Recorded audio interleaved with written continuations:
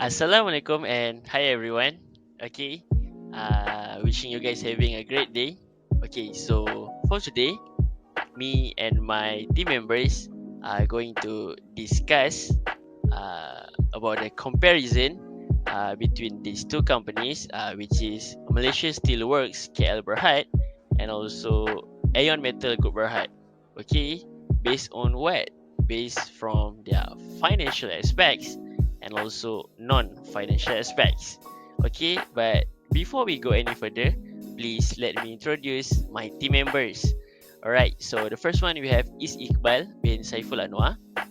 Next we have Muhammad Amir FIKRI bin LOKMAN. Next, Khairi Azim bin Muhammad FADIR. Muhammad AIMAN bin Muhammad ARIF. Muhammad AMIRUL AFIQ bin SHAIFUL AZRIM. And lastly, we have me, LOKMAN bin ISNIN. Okay, so without wasting any time, let's move on to the presentation. Right?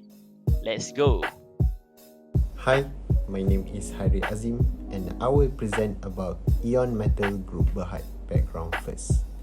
The company was incorporated in Malaysia as a private limited company on 2003. The company's name Eon Cap Corporation Sdn Berhad at that time.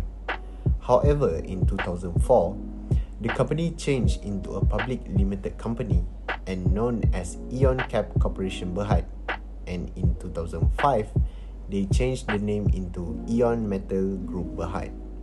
The principal activity is in the manufacturing of world-class metalwork and industrial process machinery and equipment, globally accepted high-quality flat steel products, as well as the easy-to-assemble and quality-assured materials steel storage system. Hi, my name is Muhammad AMIRUL AFIQ bin SHAIFUL AZRIM, and I will explain briefly on the background for Malaysia Steel Works KL Berhad. Generally, Malaysia Steel Works KL Berhad or Masteel Company began its operations in 1971 as Malaysia's premier steel bar manufacturer. Masteel Company's factories are located strategically in Petaling Jaya and Bukit Raja. Furthermore, the principal activities of Masteel Company are in the manufacturing and marketing of high-tensile steel bars, milled steel bars, and prime steel billets. Masteel Company also has a wide network of customers domestically as well as internationally. Now, that's all from me, and I will pass back to Khairi Azim to continue the presentation.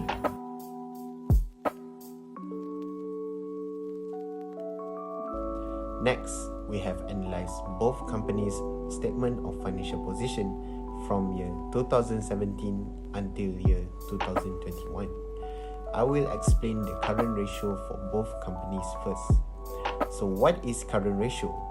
Current ratio is a liquidity ratio that measures a company's ability to pay short-term obligation within 1 year. For Eonmetall Group Berhad, the lowest ratio is on 2020, which is 1.14. However, the highest ratio is on 2021, which is 1.63. Same goes to Malaysia Steelworks KL Berhad. The lowest is on 2020, which is 1.04, and the highest ratio is on 2021, which is 1.16. For each year from 2017 until 2021, Eonmetall still have the higher current ratio than Malaysia Steelworks. This shows that for every 1 ringgit of current liabilities, Eonmetall has more current assets to settle the current liabilities compared to Malaysia Steelworks. However, from both companies, We can see that the trend is decreasing until year 2020 because of the COVID-19 pandemic gives a negative impact to the business. But in year 2021, the trend for both companies increased drastically because Malaysia is in Recovery Movement Control Order (RMCO) that gives the business more freely to operate. Now I will pass the presentation to Muhammad Amir Fikri. Thank you everyone. Thank you Khairi Azim. Bismillahirrahmanirrahim. Assalamualaikum warahmatullahi wabarakatuh.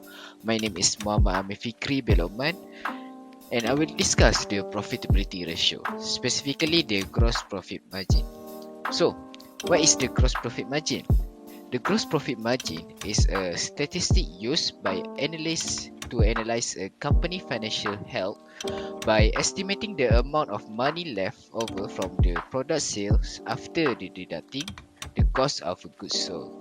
So, gross profit margin, also known as the gross margin ratio, is typically represented as a percentage of sale. So, we go to the Eonmetall, with the maximum ratio for Eonmetall being 28.52% in 2017 and the lowest being is 13.55% in 2019. So as indicated in the bar chart, it's declined from 2017 to 2019, then grew in 2020 and slightly decreased in 2021. However, the most significant ratio for Masteel Berhad is also in 2017 at 9.21%, while the lowest is in 2020. The bar chart shows a decrease from 2017 to 2020, followed by an increase in 2021. In comparison to Masteel, Eonmetall management is more efficient in producing profit for every ringgit invested, as seen by the bar chart, which shows a significant difference between Eonmetall and Masteel for each year. That's all from me. Now I will hand it to the next presenter, AMIRUL. Thank you. Thank you, Amir. Now, I will explain on the financial aspect for both companies using the leverage ratio. In the leverage ratio, we decide to use the debt ratio.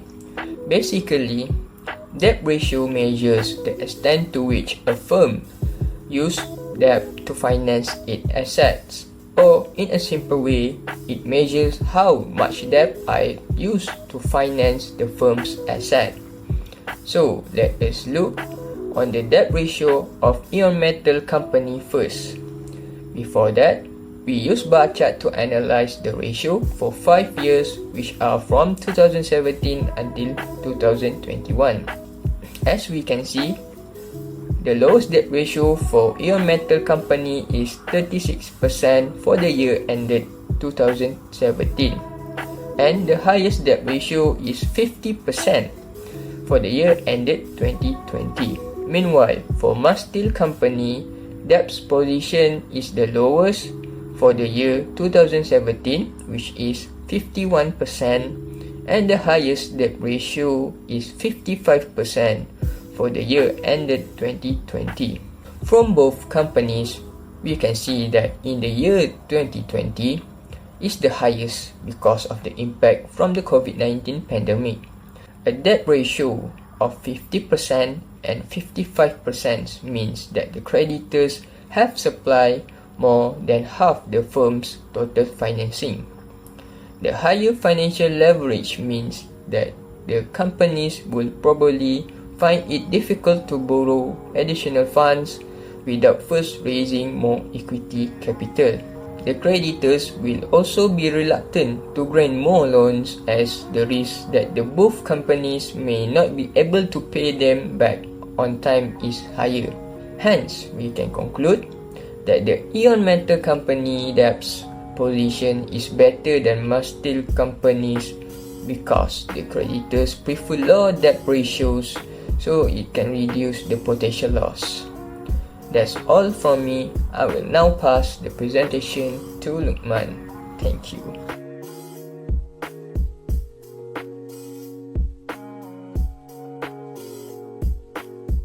Alright, hi everyone. My name is LUKMAN bin ISNIN. Okay, so basically, I'm going to talk about the non-financial parts for this presentation. Okay, so let's start the non-financial part with the auditor. Okay, so for these two company, Malaysia Steelworks KL Berhad and also Eonmetall Group Berhad, okay, we are going to see who is their auditor and is there any changes for the past 5 years for their company. Okay, so let's take a look on the first one, Malaysia Steelworks KL Berhad. Okay, so basically Malaysia Steelworks is using the service from BDO Malaysia. Okay, BDO Malaysia is a chartered accountant, and as we already know, BDO Malaysia is known as Certified Public Accountant in Kuala Lumpur. So from their annual report, from Malaysia Steelworks annual report from 2017 until 2021, we can see that actually they are using or maintain the same auditors for the past 5 years. Okay, so moving on to Eonmetall Group Berhad. Okay, who is their auditor? Okay, so the auditors for Eonmetall Group Berhad is RSM Malaysia. Okay, RSM Malaysia is a provider of audit, assurance, accounting, and also tax services to companies in Malaysia. And basically, they are also known as Certified Public Accountant in Kuala Lumpur. Okay, so same like Malaysia Steelworks, Eonmetall also maintain using the same auditors for the past 5 years, which is from 2017 until 2021.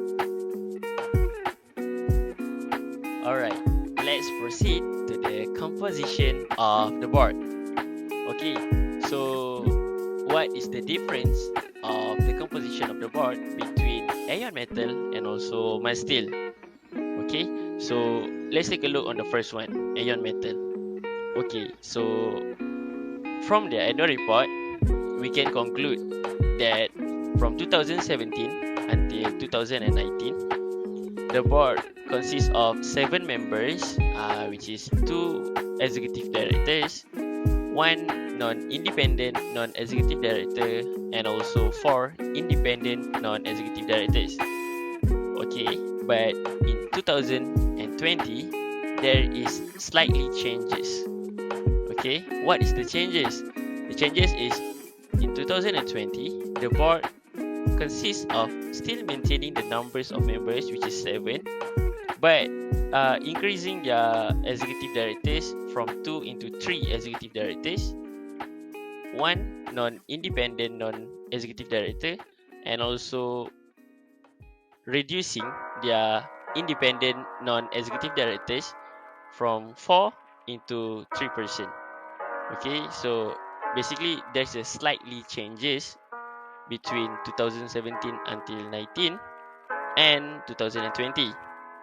Okay, but from their annual report in 2021, there is a major changes. Okay, so in 2021, the nominating committee consists of 4 members, which is the majority, 3% as independent non-executive directors, and also only 1% as non-independent non-executive director member.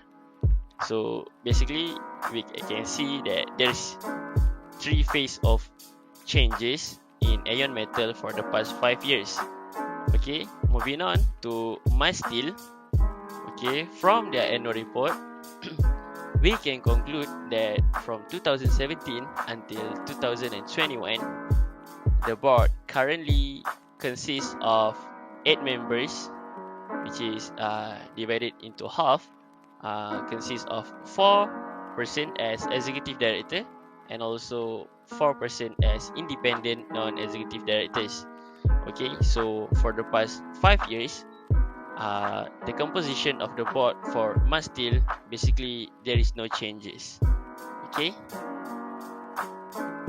Thank you, Lukman, for the good explanation. Assalamualaikum. My name is Muhammad AIMAN and I will continue the presentation about non-financial. For 4 years yearly, from 2017 until 2020, the Audit Committee of Eonmetall comprised 3 members, Tan Yi Khan as chairman of the company, and the members are Datuk Wahab bin Hamid and Goh Ki Seng. But on 2021, Eonmetall added 1 member, Chan Teng Sung.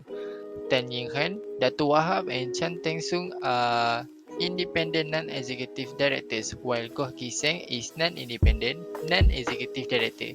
The terms of reference (TOR) of the audit committee is published on the company's website at www.eonmetall.com. For Masteel Company, the audit committee comprises 3 members. The following members are Mr. Roy Tian Chong Yu, Mr. Ng Wah Lok and Encik Muhammad Hanizam bin Haji Borhan. Mr. Roy Tian as a chairman for the company and Mr. Ng Wah Lok and Encik Muhammad Hanizam are the members. Mr. Roy and Encik Muhammad Hanizam are independent non-executive director. Mr. Ng Wah Lok is the senior independent non-executive director. The terms of reference of the audit committee is available for reference on the company's website at www.masteel.co.my/investorrelations/audit committee. This is the directorship for the members and terms of reference for these 2 companies. This slide, I want to present about women involvement in Eonmetall and Masteel. Tang Yin Ham was appointed to the board on 3 March 2005.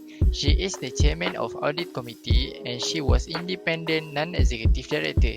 She is a chartered accountant of the MIA, a fellow of the SCCA and a fellow of the CTIM. For Masteel, Ng Siew Peng was appointed as an executive director on 23 November 2017.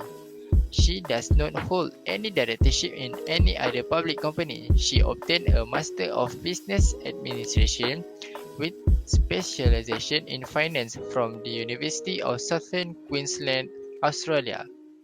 Since 2017 until 2021, Eonmetall held 4 total meetings. For 2017 and 19, all members attend the all meeting. For 2018, all members attend the all meeting except Goh Ki Seng. He only attend 3/4 of the meeting. For 2020, Goh Hong Ken was appointed to the board and his attendance is counted from his date of appointment. Tan Sri Datuk Dr. Sung Siew Hung attend 2/3 and Datuk Wahab attend 3/4 of the meeting. Tan Sri Datuk Dr. Sung Siew Hung retired on 1 October 2020. His attendance at the board meeting is up to his date of retirement. For 2021, all the members attend the meeting continuously except Datuk Goh Heng Huat attend 3/4 in the meeting. Meanwhile, Masteel held 5 total meetings since 2017 until 2021. For 2017, all of the members attend the meetings, but Ms. Ng Siew Peng did not attend the meeting. For 2018, only Mr. Roy Tian Chong Yu attend 4/5 of the total meetings and the others achieve full attendance. For 2020, all the members attend all meetings except for Encik Muhammad Hanizam attend 4/5 of the meetings. Lastly, all of the members attend the meetings for year 2019 and 2021. That's all from me. Thank you. And now I will pass to IQBAL. Thank you, Aiman. And my name is IQBAL bin SAIFUL ANWAR, and I will continue the next non-financial aspect about statement of financial risk. First is about Eonmetall. Eonmetall has the enterprise risk management, which is called ERM. Meanwhile, Masteel has risk management committee, which is called RMC, who are responsible about risk management in their company. First, ERM enterprise risk management at Eonmetall is processes to identify, assess, monitor, report, and mitigate risk impact the group business and supporting activities, while Risk Management Committee (RMC) at Masteel is to facilitate a continual process to identify, evaluate, manage, and monitor significant risks that the group face in its business and operation. So, these two company risk management purpose is almost same, which is for identifying, evaluating, and monitoring. The difference is Eonmetall will report the risk first, then mitigate risk impact. Meanwhile, in Masteel will directly manage the risk. So, in 5 years, Eonmetall stay their risk management processes, but in 2021, Masteel widen their risk management purpose by also include social and related matters. So next is Eonmetall will counting their risk every year. As example, in 2017, Eonmetall identified 5 risks. Next year, 2018, they identified 8 risks, and for the next 3 years, for 2019, 20, and 21, Eonmetall identified 12 risks in a row. Meanwhile, Masteel didn't count their risks at all. Next, we proceed to the last part of the presentation about Eonmetall and Masteel annual report design. The design of their annual report is important element as it will help them to inform the progress of their company in a positive way. A well-thought-out annual report design can guarantee the engagement of all investors.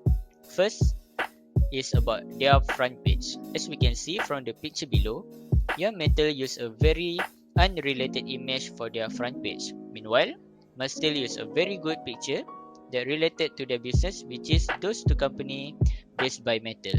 Here we can see that Masteel front page is better than Eonmetall. Next is about color in their annual report.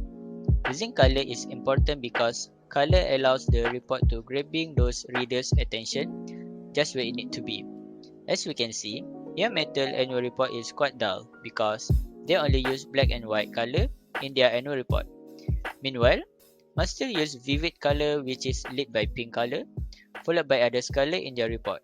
We can see that annual report of Masteel looks much more interesting to read more than annual report of Eonmetall because of color. So lastly is the chart in their annual report. Using the right and attractive chart is important because it allows company to monitor various performance metrics in area such as liquidity, budget, expenses, cash flow, and others. Chart also very important, especially when about to present to the investor. As we can see, Eonmetall chart design is kind of outdated in those 5 years, and in those 5 years, they didn't have lots of improvement. Meanwhile, Masteel chart seem updated and getting better from year to year. Plus, they're also using 3-dimension chart. So we can see that Masteel chart is much better than Eonmetall chart. So I think this is the end of our presentation.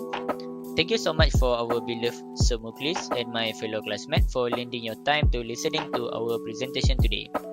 So thank you so much and Assalamualaikum.